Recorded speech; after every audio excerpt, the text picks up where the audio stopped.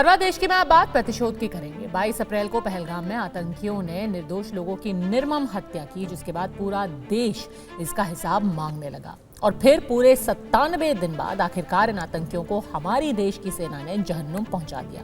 पहलगाम के पापों का हिसाब कर दिया गया है। इन आतंकियों के खात्मे के साथ ही चीन के साजिश के प्रमाण भी सामने आ गए हैं, क्योंकि मेड इन चाइना सैन्य उपकरण ही आखिरकार इन आतंकियों के खात्मे का कारण बने।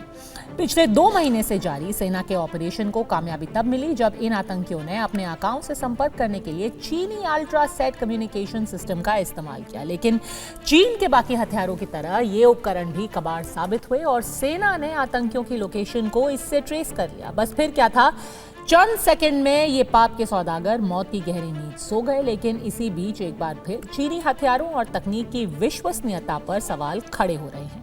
साथ ही ये सवाल भी है कि आखिर चीन जिन 44 देशों को हथियार बेच रहा है, क्या अब वो भी चीन से किनारा करने वाले हैं? हमारी इस रिपोर्ट में देखिए इसका पूरा विश्लेषण। UEM Jaipur is a perfect target for prospective students aspiring for good jobs, good education with future-ready skills.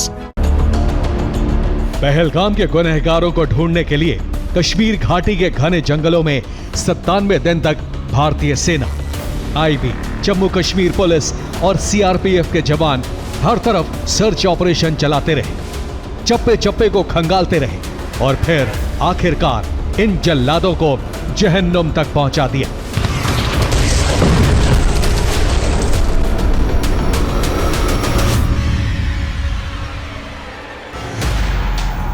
जिन्होंने पहलगाम में निर्दोष लोगों की हत्या की थी। और इसी के साथ सेना ने पहलगाम का बदला लेकर आतंकिस्तान के मुंह पर तमाचा जड़ दिया, साफ कर दिया कि भारत पर बुरी नजर डालने वालों का यही हश्र होगा।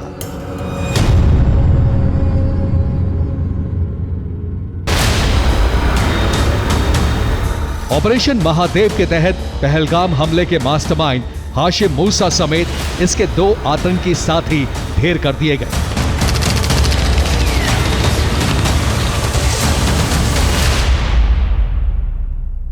ऑपरेशन महादेव में सुलेमान उर्फे फैजल जट, अफगान और जिब्रान 3 आतंकवादी सेना, CRPF और जम्मू कश्मीर पुलिस के संयुक्त अभियान में ऑपरेशन महादेव में मारे गए।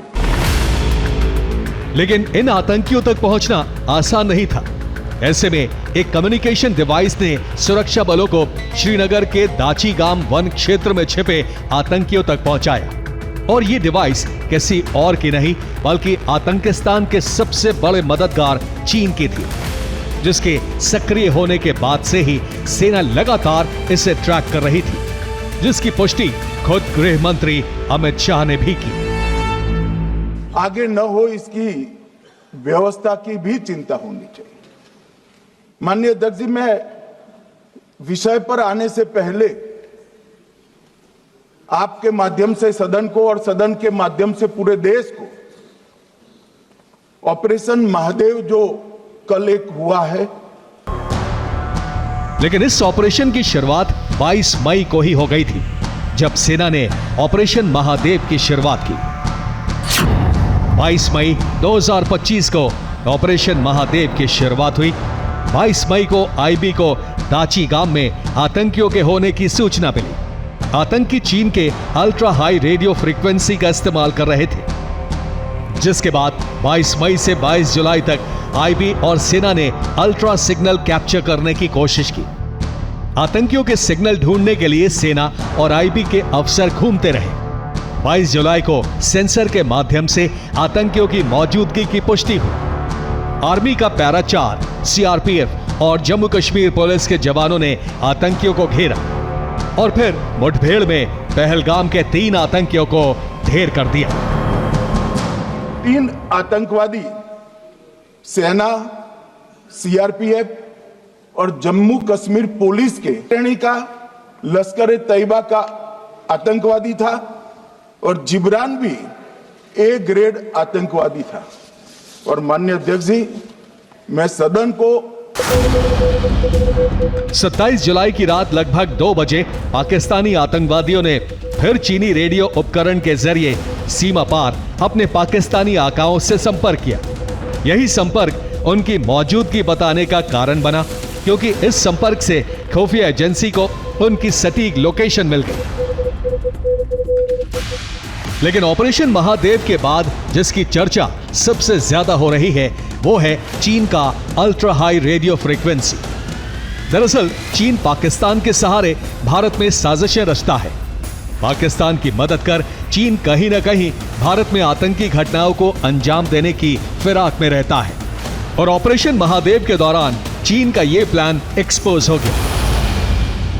पहलगाम हमले के बाद भारतीय सुरक्षा एजेंसियां फिजिकल और इलेक्ट्रॉनिक सर्विलांस रखे हुए थी। इसी दौरान भारतीय सुरक्षा एजेंसियों को Chinese ultra radio communication active होने के पुख्ता सुराग मिले, जिसके बाद ऑपरेशन महादेव को अंजाम दिया गया। अल्ट्रासेट एक कंट्रोल स्टेशन से जुड़ा होता है जो सीमा पार स्थित होता है। दो अलग अलग अल्ट्रासेट आपस में सीधे संपर्क नहीं कर सकते। इन संदेशों को हैंडसेट से पाकिस्तान में मौजूद मास्टर सर्वर तक पहुंचाने के लिए चीनी सैटेलाइट का इस्तेमाल किया जाता है। ये संदेश बहुत छोटे छोटे बाइट्स में बदलकर भेजे जाते हैं। ये आम मोबाइल टेक्नोलॉजी से अलग तकनीक पर काम करते हैं। ये कम्युनिकेशन सिस्टम चाइना ने पाक आर्मी के लिए बनाया था, लेकिन सीमा पार से आए आतंकियों में सबसे ज्यादा लश्कर आतंकी इसका इस्तेमाल करते हैं। पिछले साल जुलाई में आतंकियों का एक मॉड्यूल अमरनाथ यात्रियों पर हमले के फिराक में था। तब सेना ने एनकाउंटर में इन आतंकियों को मार गिराया था। तब भी उनके पास से चाइनीज अल्ट्रासेट रेडियो कम्युनिकेशन बरामद हुआ था।